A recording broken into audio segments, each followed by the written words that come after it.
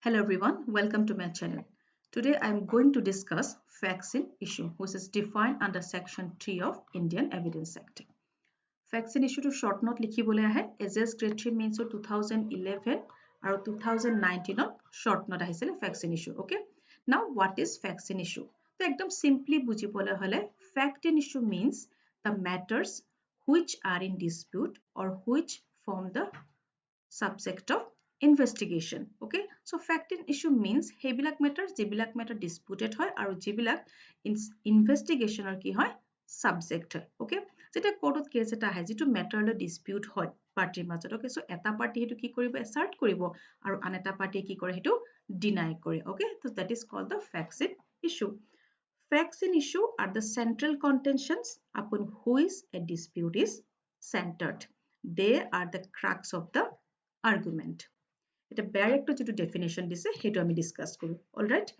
The expression fact in issue means and includes any fact from which either by itself or in connection with other facts, the existence and non-existence, nature or extent of any right, liability or disability asserted or denied in any suit or proceeding necessarily follows. Okay. So to make it simple, there may be a single issue. Single issue thakibo pare, naiba there may be connected facts. Okay, with that we will understand the existence or non-existence of something. Je kiba eta jar hohad ami kiba eta bostu existence ba non-existence to ami janibo paru. That means the state of things. Okay.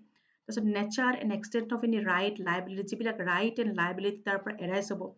Hebur ami nature extent bur ago hebur এটা party এসাৰ্ট কৰিব আৰু এটা party কি কৰিব হেবোৰ deny কৰিব এটাই ক'ব কি হয় বুলি আনটাই কৰিব হেতু নহয় বুলি ক'ব okay so this is cold da vaccine issue তো একদম সিম্পলি মনত ৰাখিবলে ভ্যাকসিন ইস্যু হল হেবোৰ যে যিবিলাক মেটাৰ কি হয় ডিসপিউটেড হয় আৰু যিবিলাক ইনভেষ্টিগেশনৰ সাবজেক্ট হয় আৰু যিটো মেটাৰলৈ ডিসপিউট হৈছে যিবিলাক তাৰ পৰা ৰাইট লায়াবিলিটি ডিসেবিলিটি এৰাইজ হ'ব হেবোৰ এটা পাৰ্টি এসাইড কৰিব আৰু আন এটা পাৰ্টি কি কৰিব হেবোৰ ডিনাই কৰিব okay so fact in issue refers to facts out of which a legal right liability or disability arises and such legal right liability or disability is involved in the inquiry and upon which the court has to give the decision. এতিয়া আমি এটা example দিয়ে দিছে ইয়াত কিতাপত ইলাষ্ট্ৰেশ্যনটো discuss কৰি কনসেপ্টটো আপোনালোকৰ পুৰা ক্লিয়াৰ হৈ যাব okay A is accused of the murder of B. So there is a murder of Mr. B. What is the issue? A is accused of the murder of B. Okay. Now we have several facts which are being identified during trial. So trial or homot ki hoise aru kisuman facts ki hoy identify kora hoise. Okay. So at this trial the following facts may be in issue. So hey facts what are those facts? That A caused B's death. That is one fact. Okay. Second fact is that A had the intention of causing B's death. Third fact is that A had received grave and sudden provocation from B. Fourth fact is that A at the time of doing the act which caused B's death was by reason of unsoundness of mind incapable of knowing it nature. The main issue to Atki, the main issue is the A caused B's murder. Okay, but we have got several issues relating to the main issue. কিন্তু আমি ট্ৰায়ালৰ সময়ত এই main ইস্যুটোৰ লগত related আমি বহুত আৰু issue ইয়াত identify কৰা হৈছে ওকে এইবিলাক ইস্যু যিবিলাক যে A cause B death A intended to cause B death grave sudden provocation so এই মেইন ইস্যুটোৰ লগত এই ৰিলেটেড এই ইস্যুবোৰ কি কৰা হৈছে বা ইফেক্টবোৰ আইডেন্টিফাই কৰা হৈছে ডিউৰিং ট্ৰায়াল ওকে আৰু প্ৰত্যেকটো ফেক্টে আমাক কি কৰিছে এটা ডিফাৰেন্ট পারসেপশন দিছে হা সো ইয়াত কৈছে যে ইন্টেনশন আছে নে নাই কৈছে গ্ৰেভ এন্ড সাডেন প্ৰভোকেশন পাইছে নে নাই ফোৰ্থ যেটো ফ্যাক্ট তাত কৈছে যে মানুহজন আনসাউন্ডনেস অফ মাইন্ডৰ কাৰণে যেটো কাম কৰিছে হেতু তে নেচাৰটো যে গম পোৱা নাছিলে সো প্ৰত্যেকটো ফ্যাক্টে এটা ডিফাৰেন্ট পারসেপশন দিছে নাও the question arise that is it necessary to identify all the facts in an issue the answer is yes main ইস্যুটোৰ লিগৰ লগত ৰিলেটেড হে সকলোবোৰ ফ্যাক্ট আইডেন্টিফাই কৰা নেসেসাৰি হয় নেকি হয় সেই সকলোবোৰ ফেক্ট আইডেন্টিফাই কৰাটো নেসেসাৰী হয় কিয়নো এই এক্সাম্পলটোত আপোনালোকে চাওক যে A is accused of murder of B okay so murder যেটো পানিশমেন্ট হেতু কি হয় সেভিয়াৰ হয় কিন্তু এই মেইন ইস্যুটোৰ লগত ৰিলেটেড আৰু ফেক্ট ট্ৰায়ালৰ সময়ত কিছুমান আইডেন্টিফাই কৰা হৈছে সাপোজ আমি ফোৰ্থ ফেক্টৰ কথা ললো ওকে যেটো আনসাউন্ডনেস অফ মাইন্ডৰ কথা কৈছে যদি এটো প্ৰমাণিত হয় যে এই যে বিগ মাৰ্ডাৰ কৰিছিল তেতে সেই সময়ত কি যেটো আনসাউন্ডনেস অফ মাইন্ডৰ কাৰণে তেও যেটো কাম কৰিছে সেই কামটোৰ নেচাৰটো কম পোৱা নাছিলে দেন হি ফল ইনটু দা জেনাৰেল এক্সেপশন তেতিয়া পানিশমেন্টটো কি হ'ব ডিফাৰেন্ট হ'ব সেই কাৰণে মেইন ইস্যুটোৰ লগত ৰিলেটেড বাকি ফেক্টবোৰো কি হয় আইডেন্টিফাই কৰাটো দৰকাৰ হয় that's why facts play a very important role and it is important to identify all facts in an issue. Now, civil case or criminal case ot keneke facts in issue to determine kora hoy. Civil case ot fact in issue to determine hoy by the process of framing issue.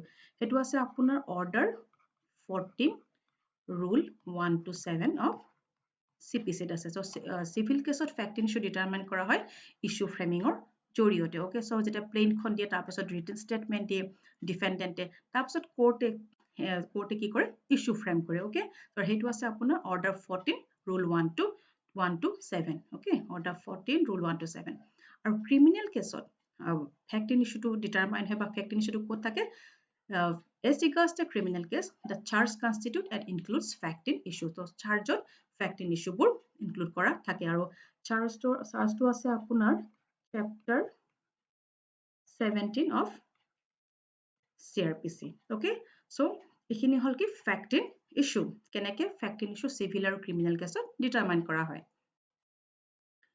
now what facts are in issue in a particular case এটা particular case কোনবিলাক facts issue হয় হেতু determine হয় substantive law দ্বাৰা or in some instance কিন্তু কিছুমান sub instance কেনেকে determine হয় by the branch of the law procedure সেই ব্ৰাঞ্চটোৰ জৰিয়তে যেটো ব্ৰাঞ্চে প্লিডিংছ অফ ফৰ্মছ বোৰ কি কৰে ৰেগুলেট কৰে ওকে সিভিল বা ক্ৰিমিনেল কেছৰ ক্ষেত্ৰত সো ফেক্ট ইন ইস্যু এটা এক্সপ্লেনেশনও আছে whenever under the provision of the law for the time being in force relating to the civil procedure any court records an issue of fact the fact to be asserted or denied in the answer to such issue is a fact in issue so CPC apunar order already মই কলোৱে order 14 আছে তো order 14 rule 1 কি কৈছে যে order 14 rule 1 of CPC lays down that issues arises when a material proposition of fact okay এটা material proposition of fact বা law লৈ কিবা এটা issue arise হয় এটা পাৰ্টি কি কৰিব affirm কৰিব আৰু আনটা পাৰ্টি কি কৰিব deny কৰিব okay thus under the said order issues are framed আৰু তাত তেতিয়া কি হয় সেই order 14 ৰ under কি কৰে issue to frame কৰে কোৰ্টে okay on the contest of the party he party contest ওপৰত বেস কৰি পেলাই issue to frame কৰে so কোৰ্টে যিবিলাক issue of fact record কৰে okay the fact to be asserted or denied hey issue of fact to eta party assert korile anta party deny korile okay in the answer to such issue is a hey issue bur hoise ki issue bur hoise fact in issue now what is issue of fact so issue of fact মই আপোনাক example ৰ সহায়ত বুজাই দিম suppose civil case এটা a b এটা repayment ৰ case এটা কথা কৈছো a b 1 lakh rupees দিছে okay so a কৈছে যে তেও big 1 lakh rupees দিছে কিন্তু b এ হেতু ৰিপেমেন্ট কৰা নাই b এ কৈছে যে মোক a কোনো টকা দিয়া নাই 1 lakh rupees দিয়া নাই গটিকে ইয়াত ৰিপেমেন্টৰ কথাটো কেনেকে হেলব ৰিপেমেন্টৰ কোৱেশ্চনটো কেনেকে arise hall so that is the issue of fact okay so I hope আজি যিখিনি fact in issue বিষয় আপোনালোকক বুজালো হেখিনি বুজি পাইছে যেটো শৰ্ট নোট লিখিবলৈ আহে গটিকে আপোনালোকে definition to দিব definition to এটো নহয় যে আপুনি ডাইৰেক্টৰ মতে দিব লাগিব বুজি লৈ নিজেও লিখিবলৈ নিজৰ ল্যাঙ্গুৱেজত আপুনি লিখিবলৈ ট্ৰাই কৰক ওকে আৰু লগতে ইলাষ্ট্ৰেচন to দিব আৰু সিভিল আৰু ক্ৰিমিনেল কেছত কেনেকে ডিটাৰমাইন কৰা হয় হেখিনি আপোনালোকে দি দিব তো শৰ্ট নোটৰ কাৰণে বহুত বেছি লিখিব নালাগে টু দা পইণ্ট আপোনালোকে লিখক ভাল মাৰ্কস পাব okay so with this I take your leave thank you